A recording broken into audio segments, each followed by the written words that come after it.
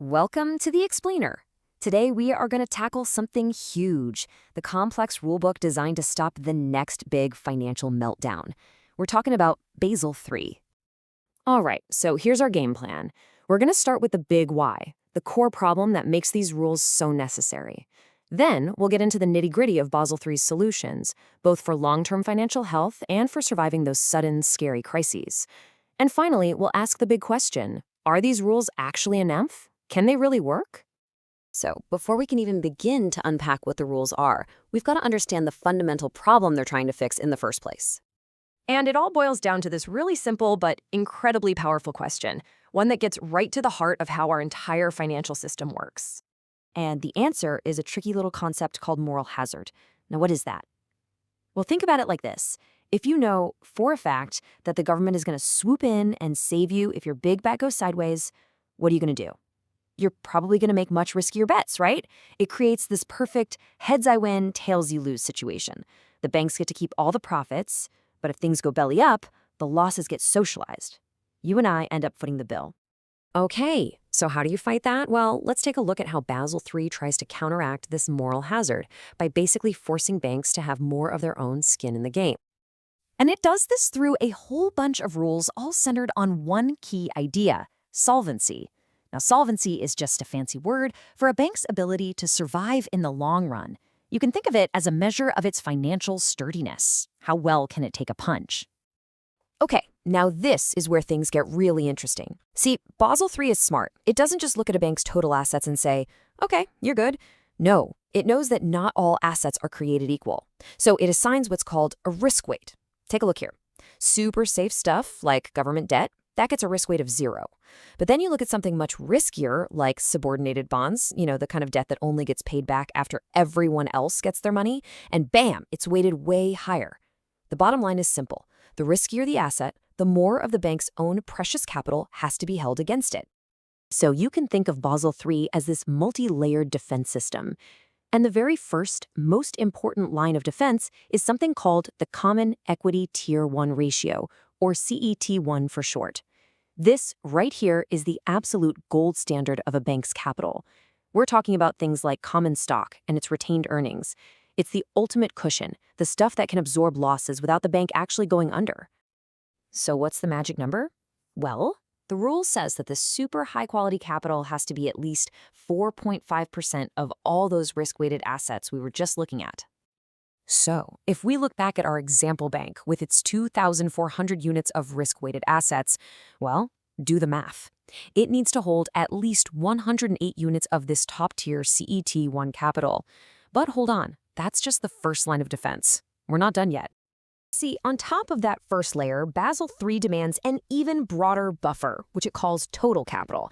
Now, this includes other stuff like different kinds of debt instruments, and the whole point is to build an even bigger, fatter cushion to protect against failure.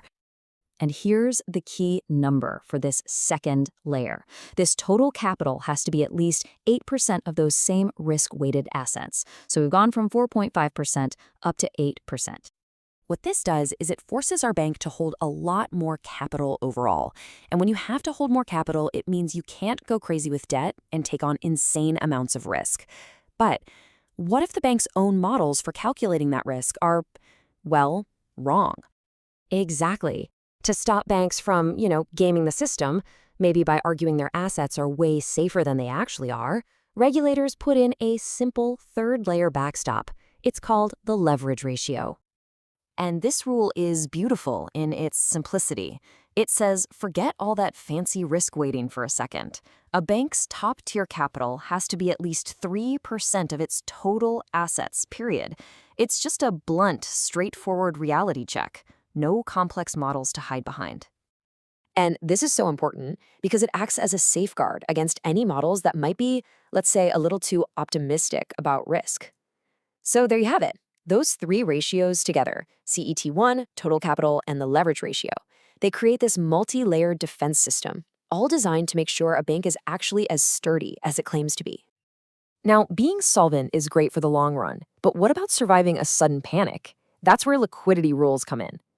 And it's so important that we understand the difference here. Solvency, what we've been talking about, is about long-term health. It's asking, can the bank survive a big loss over time?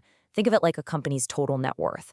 But liquidity is about right now. It's asking, can the bank pay its bills tomorrow? It's all about having cash on hand or things you can turn into cash really, really fast to survive a sudden storm. So to deal with this, Basel III has a main liquidity rule called the Liquidity Coverage Ratio, or LCR. And really, it's just a 30-day stress test. It forces banks to imagine a nightmare scenario, a full month of panicked customers yanking their money out, and prove they have enough high-quality, easy-to-sell assets to survive it without blinking. We've seen the rules, but this raises a critical question. Are they actually strict enough to prevent a crisis? Okay, so this is a really big debate. A lot of critics look at all these complex rules and say, you know what, this doesn't actually fix the fundamental problem. They point to a much older, almost common sense principle. If you're going to make a long-term loan, like a 30-year mortgage, you should fund it with long-term money. You shouldn't fund it with short-term deposits that people can demand back tomorrow. By allowing this basic, risky mismatch to continue, critics argue Basel III is basically leaving the back door wide open for the next crisis. And the problem isn't just that the rules might be too loose, it's that the system is designed to be gamed. And this gaming of the system tends to happen in two main ways. First, you've got what's called regulatory arbitrage. This is basically a fancy term for loophole hunting. Banks are constantly searching for assets where the official risk weight, set by the rules, is way lower than the real market risk. They exploit that gap. Then, second, you have financial innovation. This is where banks create brand new, super complex products. Think about the mortgage-backed securities that blew up the system in 2008. Or they'll use these unregulated shadow bank entities to just shuffle their risky business completely off the books, totally outside the reach of Basel III. And all of this leaves us with a final, pretty unsettling thought. This relationship between the people making the rules and the banks, it's a never-ending cat-and-mouse game. Regulators build a fence, and almost immediately, financiers start figuring out how to tunnel under it or build a ladder to get over it. And that raises the ultimate question, doesn't it? Can any system of rules, no matter how clever or complex, ever truly tame financial risk for good?